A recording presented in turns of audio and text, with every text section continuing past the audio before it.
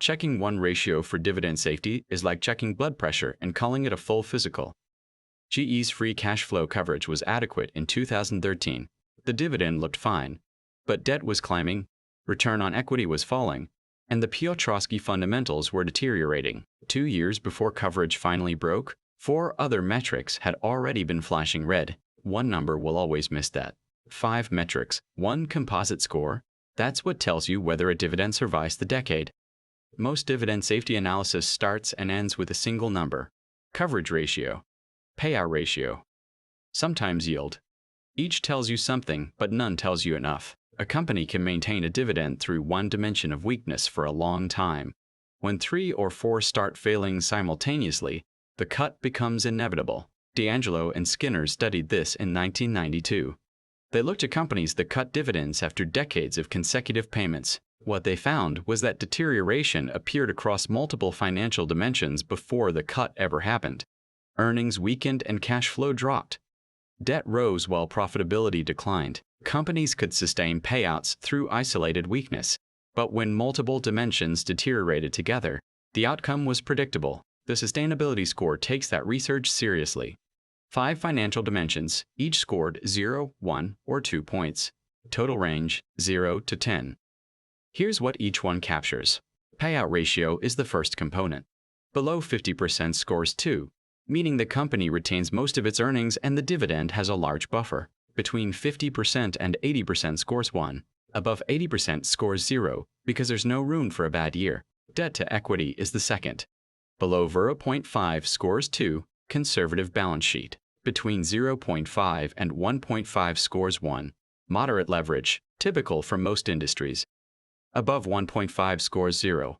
A heavily leveraged balance sheet is fragile, and when downturns hit, the company has to choose between servicing debt and paying dividends. Free cash flow coverage is the third. That's free cash flow divided by dividends paid. Above 2 times scores 2. Between 1 times and 2 times scores 1. Below 1 times scores 0, which means the company is funding the dividend by drawing on reserves or taking on debt. That's not sustainable. Return on equity is the fourth. Above 15% scores 2. Between 8% and 15% scores 1. Below 8% scores 0. A company that can't generate adequate returns on equity eventually runs out of room to sustain both reinvestment and a dividend. Piotrowski F-score is the fifth. This is itself a composite of 9 binary signals covering profitability, leverage trends, and operating efficiency. A score of 7 to 9 gets 2 points, 5 to 6 gets 1, below 5 gets 0. Piotrowski showed in 2000 that combining simple financial signals outperforms single metrics by 7.5% annually. That same principle is what makes the F-score effective as a deterioration detector here. It catches broad, fundamental weakness the other 4 metrics might miss individually. Each component targets a different failure mode. Payout catches earnings strain, debt to equity catches balance sheet fragility, free cash flow coverage catches cash shortfalls, and return on equity catches declining profitability. Piotrowski catches the broad deterioration pattern that precedes cuts. The composite catches all of them simultaneously. This is where the sustainability screen differs from the simple coverage approach. Coverage asks one question: can this company afford its dividend right now? Sustainability asks a different one: will it still be able to afford it in 5 years? Coverage is the blood pressure check. Sustainability is the full physical. 5 dimensions, each scored 0 to 2, summed into a single number from 0 to 10. Let's build the SQL query that scores every dividend-paying stock in the market and returns the ones worth holding. The query runs in 2 stages. A Piotrowski common table expression computes the F-score from historical financial statements. A scoring CTE joins 4 tables and applies all 5 components. The Piotrowski TE computes the F-score from scratch using 9 binary signals. 4 are profitability signals: positive net income, positive operating cash flow, rising return on assets year over year, computed inline as net income over total assets, and operating cash flow exceeding net income as a fraction of assets, which is the accruals quality test. 3 are leverage signals: declining long-term debt ratio, improving current ratio, and no share dilution. 2 are efficiency signals: rising gross margin, computed as gross profit over revenue, and improving asset turnover. The scored CTE joins 4 tables: financial ratios for payout and debt to equity, key metrics for return on equity and market cap, cash flow statement for free cash flow and dividends paid, and the Piotrowski CTE for the S-score. Each case expression evaluates one component against its thresholds and returns 0, 1, or 2. The 5 results sum into sustainability score. A couple of details worth flagging.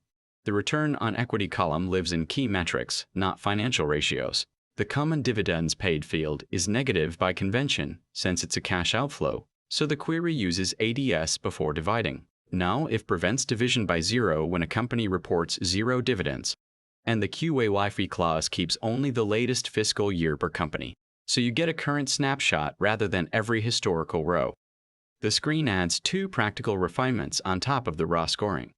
A yield floor of 2% to 10% removes companies that score well on sustainability but pay negligible dividends. A stock scoring 10 out of 10 with a 0.2% yield is academically interesting but practically useless for income investors.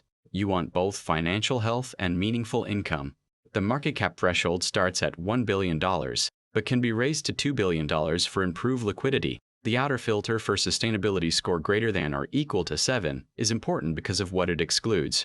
A score of 7 requires either 4 components at 2 and 1 at 1, or 3 at 2 and 2 at 1. Either way, no zeros anywhere. No failing components. That constraint is what drives the strategy's low-down capture in the backtest. Companies with no financial weak points tend to be exactly the companies that hold up during drawdowns.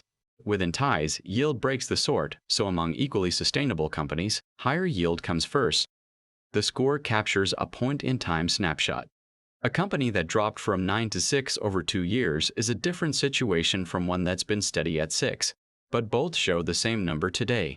Watching the score year over year on your holdings is the only way to catch the deterioration trend. The Piotrowski component requires year-over-year comparisons from historical statements, so companies with limited financial history can't receive a full score. Newly public companies get penalized even if their fundamentals are solid. The fixed thresholds don't adjust for sector norms. Utilities structurally carry higher debt-to-equity and payout ratios. A utility at 75% payout and 1.2 debt-to-equity scores lower than a tech company at 30% payout and 0 leverage. Even if the utility is operating conservatively for its industry, the composition naturally tilts toward consumer staples, healthcare, and industrials. Technology companies often score well on profitability, but don't meet the 2% yield floor, so they're filtered out at the income level rather than the health level. A sector-adjusted version would be more precise, but it can't be built into a single query cleanly. The sustainability screen is live on CetaResearch.com. Links in the description. Run it against your holdings, check the scores, and watch for multi-point drops year over year. The score declines before the dividend does. That's the whole point of the framework. If you want to see how this scoring approach actually performed across 25 years and 13 exchanges, including a 15.86% compound annual growth rate in India and an 8.53% Jensen Alpha in Germany, that's the Backtest video. Subscribe so you don't miss it.